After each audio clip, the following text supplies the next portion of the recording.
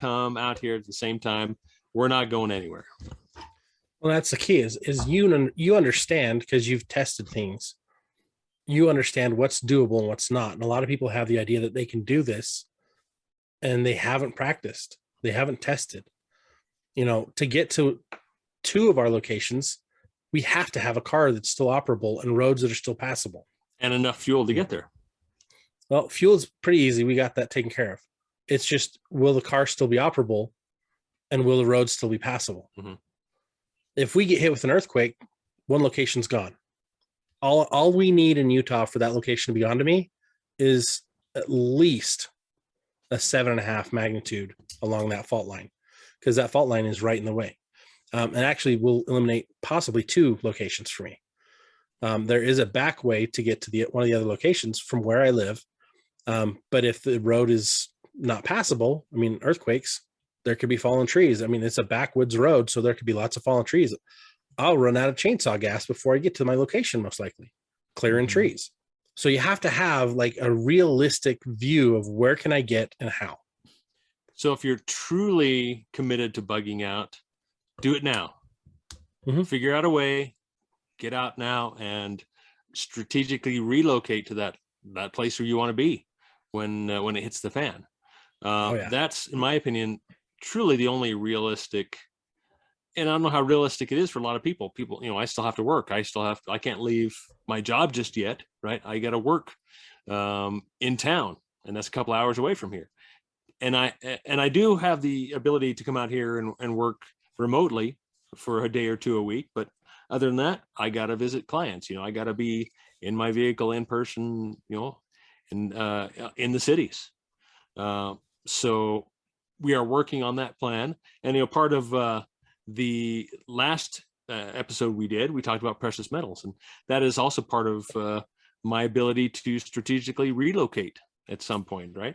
Having that financial freedom to be able to do that. So it's a very big moving target. Yeah, and my big thing for me and my family is really shelter in place or bug in. Like, I live in a place now where the biggest challenge we're going to have isn't going to be the marauders. It's going to be fires, and it's going to be water shortage. Those are my 2 biggest challenges staying here long term. The benefit of my location long term is it's not easily hikeable for most people to get up to my house. There's roads, but a lot of people, even in the winter, a lot of people park their cars at the bottom of the hill because they can't get up the hill, and they won't walk up the hill. They'll go somewhere else. Like, it's crazy. But I have so many like-minded people on my street and in my neighborhood that it's a very unique place, first of all. And I didn't know that about my community when I moved here, but I'm so glad it is, because that made sheltering in place a larger option for my family. And especially with young kids, bugging out is a bad idea. Mm-hmm. Terrible idea. A few years ago, I bought a trailer to go with my car. So, and I thankfully had a tow hitch and everything already in the car that I bought. So if that's a big deal when it comes to bugging out, is being able to have enough space to carry what you're talking about. And that's one of many scenarios to bug out is your house is burning down and you got to grab and go. That's one. That's kind of where your backpack is all you got. That's all you get. You have 30 seconds to decide what to grab to go. But if you've got 3 or 4 hours, because something's coming, or you can plan for it, I can pack my car, I can pack my trailer, I got my sleeping bags, my tents, my ground covers, I've got my stoves, I've got my propane, I've got sufficient stuff that I could actually even drive up the canyon here where I live now. And that was one of the first things we did when we moved here. We drove up the canyon and we looked for different camping spots and camping places, which I know will probably the traditional easy to get to ones are going to be overrun if there's a big communal, reason to bug out. But we have a place where we could go if the city itself or the town I'm in right now has a problem. We can go up the valley, up the canyon, and we can just camp there, even if it's for a day or 2 till we regroup. And then we can go on to another place after we regroup and we get some information about, okay, what's safe, what roads are safe, is the next leg of the trip still viable, is it still travelable? And those are some things that you should have as well. Not just have, like, you have a plan to go 280 miles away, but you also, I'm sure you realize that you need to have maybe a place that's 50 and 100 and then 150. And then every 25 to 50 miles, you ought to have some kind of a rest stop or a place where you can kind of pitch a tent and stay overnight if you need to on your way to the ultimate bug out location. Is that fair to say? Is having a good plan like that where you have multiple locations? A lot of people will have that plan, and then they'll have all these like buried caches along the way. One of the biggest problems with that is you're burying your property on somebody else's property. Mm-hmm. So if they come across it, guess who owns it now? Anybody who comes across it. So that might not be there when you come back for it. The other problem is some people think I can bug out and go live in the country, and the people that live there may or may not want you there. Like, you can't just assume I can go to tiny town USA and just move in with the locals and they'll be all happy about it, because now they're going to be like, hey, we already have limited resources. Who are you? Keep walking. Mm-hmm. And I think the best thing to do is to really get a better picture of this is don't just like watch movies, dystopian movies, read some dystopian books. You know, there's a really, really good dystopian book that it's not a dystopian book, but it goes through a dystopian situation. There's this group that live in this other group's city, country, and they're there, and the other group doesn't want them there anymore. So then they make them slaves. And so for them to be like, have a better life, eventually they are let out of that city and they bug out, and they bug out with only the stuff they can carry. Thankfully, they were led by a prophet of God named Moses, who took them to the Red Sea, and by the power of God opened the Red Sea, and they crossed the Red Sea. And their marauders, the Egyptians that were coming after them, were buried in the Red Sea. But the children of Israel were not welcomed anywhere they went. There was a lot of them. And everywhere they went, they were not welcomed. They ran out of food. What happened? They received manna. But if they tried to take too much manna, it would go bad. If they didn't take enough, they would be hungry. And God made so many conditions for them to get to his place of safety. And then when they broke the conditions, he said, fine, you're going to stay in the wilderness for another 40 years. Mm-hmm. I don't want that for my family. So when it comes to bugging out, the reality check is go look from historical situations what people have had to do to survive. You know, maybe go read some books. A lot of good authors that are out there that have written dystopian books have written some really good books. And I love Angry American. He writes some really good stuff. His Going Home series is one of my favorites. But, you know, when you really think about preparedness, if you're not taking into consideration spiritual preparedness and mindset, you're up the creek without a paddle. Like, you're already starting disadvantaged.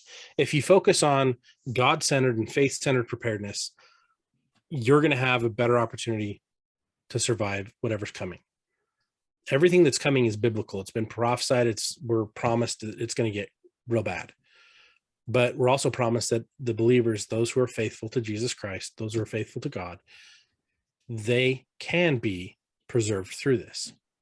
Yeah, so I always say, look to the past to prepare for the future, right? And that obviously a big part of that is scripture, right? Is looking back into the scriptures. There's plenty of and it's history. It's not just scripture, it's history of actual events that have happened, and how we can use that to better prepare moving forward. Yes, having the right inspiration to know where to go.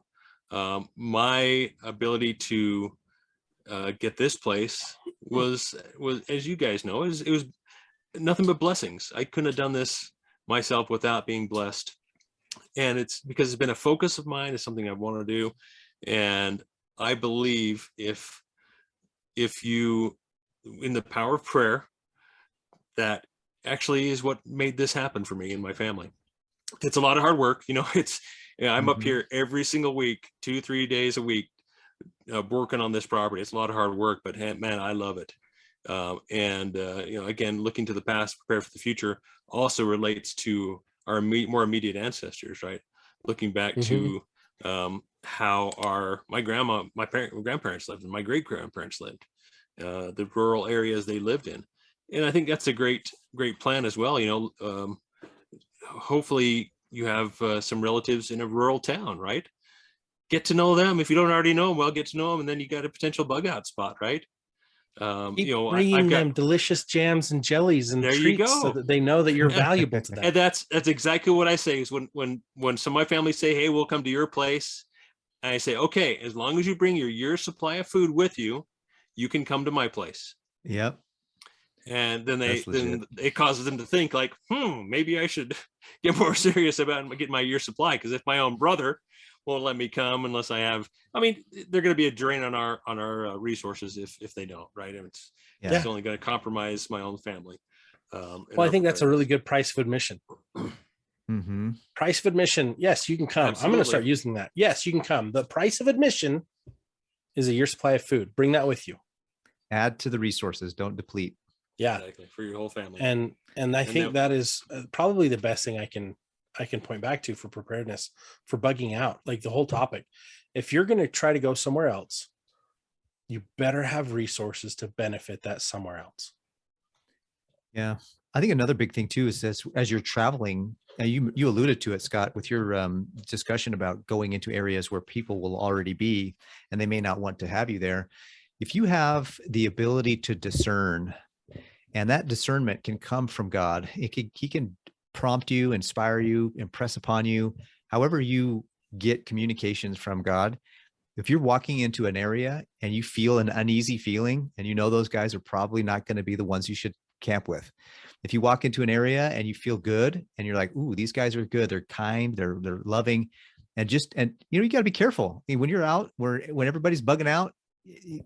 It can be really selfish really quickly, and people who would typically be good, maybe Christian valued people, might turn on you because now they're in a pressure situation and it's a live or die, and you've got to really have that discernment. And that's something that's important too, as you're traveling, as you're going out to these locations. If you don't have as many resources as somebody else does, and you're going to be dependent upon the kindness and grace of others.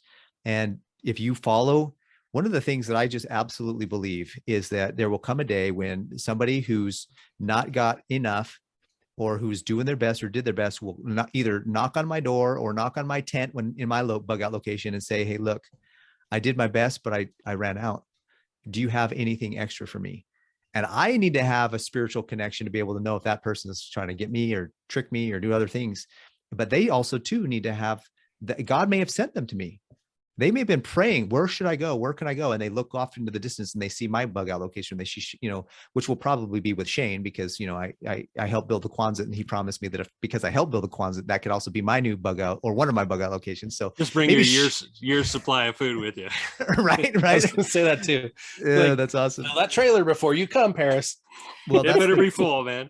That's the thing, is if you're in a position where you're doing the right things and you're doing it with God and as your primary leading and guiding force, you're going to be led to, or you're going to have people led to you that you can help and serve and really bless their lives, and have your own life blessed by it too. If you're careful, you got to be careful, and that discernment's critical. Absolutely. It's a tough game to play. When it comes down to it, here's my advice for bugging out. Plan everything in advance. Practice everything in advance. Pray about what you're doing and if it's the right thing to do. Because my bug out locations don't matter if God tells me no. All the gear that I have isn't mine. All the food that I have isn't mine if God tells me to give it away. And I promise you that if you do what God's telling you to do, you're going to be in a better situation preparedness wise than you would be if you try to do it alone. You've got to accompany God in this preparedness journey. There's so many people that do, and there's so many people that don't. And what I'm finding is the people that do have a lot less fear. Prepping eliminates a lot of fear anyways. But when you couple that with faith, it will eliminate even more fear, because fear and faith do not coexist together. Yep. Yeah. The one thing that comes to my mind when you said that, Scott, is but if not, right? Because our plans don't always work out, right? Mm-hmm. I've got my plans. I think I know how it's going to work out. But if not, like you say, the Lord might have something else in mind. And that's, I definitely feel I've been guided to this location and blessed. But I also think the Lord can change plan, say, no, I want you to go somewhere else. Mm-hmm. So just like you're saying, Paris, mm-hmm. is having that spirit of discernment with you, so you know really what you should be doing. Yeah.